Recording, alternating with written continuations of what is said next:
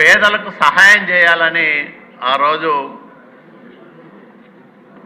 పెన్షన్ను 5 రెట్లు పెంచి తర్వాత 1000 రూపాయలను 2000 కూడా చేసి అదే పాలనా కాలంలోనే బడుగు బలహీన వర్గాలను ఎవరైతే స్వతంత్రంగా బతకలేక ప్రభుత్వం మీద ఆధారపడి జీవనం సాగిస్తూ ఉంటారో అట్లాంటి వాళ్ళందరినీ ఆదుకోవడానికి గొప్ప కార్యక్రమాలు జరిగాయి అధ్యక్ష 2014-19 మధ్యకాలంలో.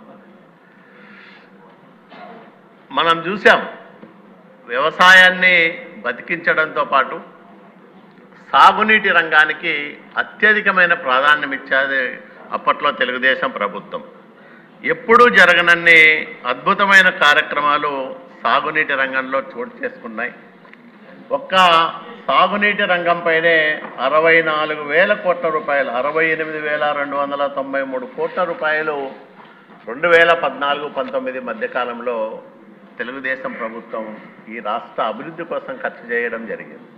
మరి 2019-23 మధ్యకాలానికి వస్తే కేవలం 22,165 కోట్ల రూపాయలు మాత్రమే జగన్మోహన్ రెడ్డి ఖర్చు పెట్టారు.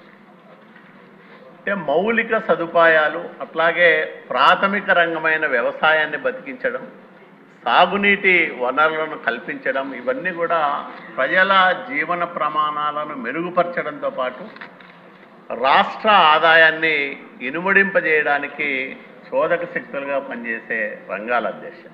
కానీ ఇవన్నీ కూడా మర్చిపోయిన జగన్మోహన్ రెడ్డి ప్రభుత్వం వ్యవసాయ రంగాన్ని తీవ్రమైన సంక్షోభంలోకి నెట్టివేసింది. 19-24 మధ్యకాలంలో ఆంధ్రప్రదేశ్ రాష్ట్రం రైతుల ఆత్మహత్యలకు నిలయంగా మారింది. దేశంలో 2వ స్థానంలో ఆత్మహత్యల్లో మనం ఉన్నాం.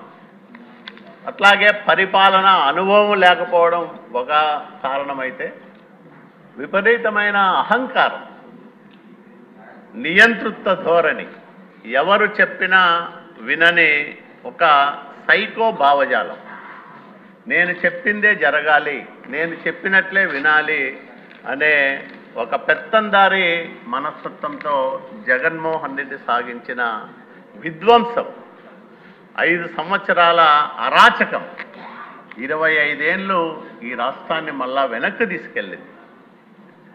ఎంత విధ్వంసం అంటే ప్రజావేదిక కూల్చివేతతో ప్రారంభమైన విధ్వంసం వ్యవస్థలన్నింటినీ కూడా నాశనం చేసింది. ఎక్కడా కూడా అభివృద్ధి అనేది లేకుండా చేసింది. సంక్షేమంలో చంద్రబాబు నాయుడు గారు ఆ రోజు అనేక కార్యక్రమాలు పెట్టి బీసీ కార్పొరేషన్లను పెంచాం. కార్పొరేషన్ల ద్వారా స్వయం ఉపాధి సౌకర్యాలు కల్పించాం. బడుగు బలహీన వర్గాలు వాళ్ళ కాళ్ళ మీద వాళ్ళు నిలబడగలిగి స్వతంత్రంగా బతకగలిగే పరిస్థితులను తీసుకురావడానికి అనేక బృహత్తరమైన కార్యక్రమాలను అమలు చేశాం. కార్పొరేషన్లు, ఎస్సీ కార్పొరేషన్లు అయితే వ్యవసాయ కూలీలకు భూములు కొనిచ్చి కూలీలను రైతులను చేసిన చరిత్ర చంద్రబాబు నాయుడు గారు. అట్లాగే ఎస్సీ కార్పొరేషన్లో అనేక మందికి వాహనాలు కొనుగోలు చేసి వాళ్ళు స్వతంత్రంగా బతకడానికి వాళ్లకు మార్గం చూపించింది అప్పటి ప్రభుత్వం. కానీ జగన్మోహన్ రెడ్డి అధికారంలోకి వచ్చిన తర్వాత ఈ 56 బీసీ కార్పొరేషన్లు నిర్వీర్యమైపోయినాయి. పదవులన్నీ అలంకారప్రాయంగా మారిపోయినాయి.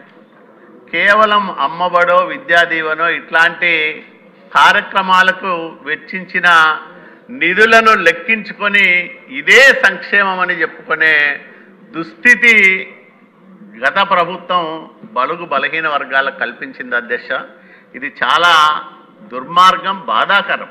ఎందుకంటే ఒక దళితుడు కానీ, గిరిజనుడు కానీ లేదా వెనుకబడిన వర్గాలకు సంబంధించిన యువతీ యువకులు స్వతంత్రంగా బతకాలంటే ఈ కాలంలో చాలా కష్టం అధ్యక్ష. ఒకవైపు ప్రభుత్వ ఉద్యోగాలు లేవు, మరోవైపు ప్రైవేటు ఉద్యోగాలకు వీళ్ళు పోటీ పడలేక స్వతంత్రంగా బతకలేక తీవ్రమైన నిరాశ నిస్పృహల మధ్య కొట్టుమిట్టాడుతూ ఉంటుంది బలహీన వర్గాల యువత. ఇలాంటి సందర్భంలో స్వయం ఉపాధి సౌకర్య పథకాలను రద్దు చేయడం, సబ్సిడీ రుణాలను తీసేయడం చాలా దుర్మార్గం. ఆ వర్గాల భవిష్యత్తుకు అది ఒక గొడ్డలి పెట్టుగా మారిందనే దాంట్లో ఎలాంటి సందేహము లేదు అధ్యక్ష. మరి అట్లాంటి